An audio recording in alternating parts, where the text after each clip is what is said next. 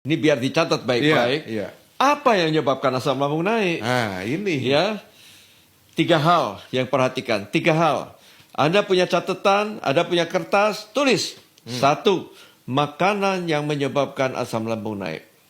Nah, ini Apa makanan itu? Apa nih? Yang menyebabkan asam lambung banyak. Kecut, Pasti pedes. makanan pedas kan.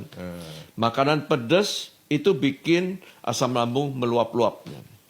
Yang kedua, makanan apa? Makanan yang asam dong, sudah asam tambah asam lagi tambah asam. Ya.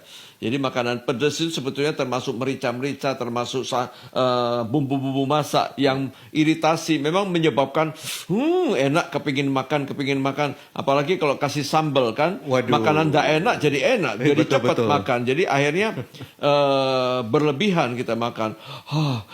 Gitu. Betul. Keringetan, Lambungnya nasinya bisa panas, sakit. waduh. Pedas, kecut. Lalu apa lagi? Kafein. Kopi. Kafein itu golongan kopi, Wah. ya golongan apa lagi? Teh. Mungkin coklat, Chinese tea, Japanese tea, green tea, teh agak berat itu bisa ganggu. Ya, tapi ada orang tahan kok. Ada orang meskipun dia sakit mah tetap minum kopi loh ada. Bisa, ya. Soda juga ganggu. Ya, kalau minuman kaleng-kaleng, soda-soda macam-macam, Anda minum atau tablet yang dicemplungkan di air yang keluar uap itu mirip soda. Ya, bahkan kadang-kadang saking kembungnya, kalau bisa susu pun diberhentikan. Karena susu dengan asam lambung keluar gasnya banyak nanti. Gasnya sudah banyak kan. Ya, ada susu, mungkin tambah lagi yogurt, es krim, keju, itu juga sedikit iritasi ganggu ke lambung. Ya. Nah, sekarang banyak pengaruh obat-obatan. Yang paling ganggu itu mesti obat anti sakit, painkiller. Kalau Anda minum obat painkiller, hati-hati. Bukan hanya sakit lambung, nanti bisa luka lah. Waduh. Ya, jadi obat-obat painkiller kadang-kadang kita beli-beli sendiri dan sudah cocok, lalu minum terus suatu saat bisa luka lambungnya. Obat anti sakit kan banyak, obat encok, obat pegelinu, obat rematik, obat hilangkan sakit gigi, sakit ini, sakit gusi, sakit lutut. Hati-hati minum obat itu ya. Ya, saya tidak melarang, tapi harus menurut petunjuk dokternya, tanyakan ke dokternya. Lalu antibiotik kadang-kadang bisa ganggu. Antibiotik. Jadi kalau kita minum antibiotik, tanyakan, dokter lambung saya kurang baik. Steroid. Ya, seringkali kita kan dapat obat-obat golongan hormon steroid. Ya, anti radang, steroid. Apalagi obat asma, steroid. Ya, obat-obat itu bukan hanya naikkan gula, naikkan tensi, iritasi lambung juga. Dan sekarang banyak orang minum terlalu banyak vitamin. Iya. Ya, apalagi zaman pandemi COVID. Vitaminnya dosisnya Tinggi-tinggi tuh. selangit. Vitamin C misalnya, minum 1 gram. Padahal kebutuhan kita satu hari 50-75 miligram cukup. 1 gram minum terus, lambungnya tidak tahan. Ya, belum lagi efek yang lainnya.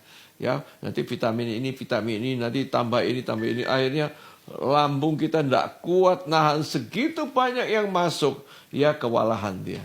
Iya. Akhirnya jadi asam lambung banyak.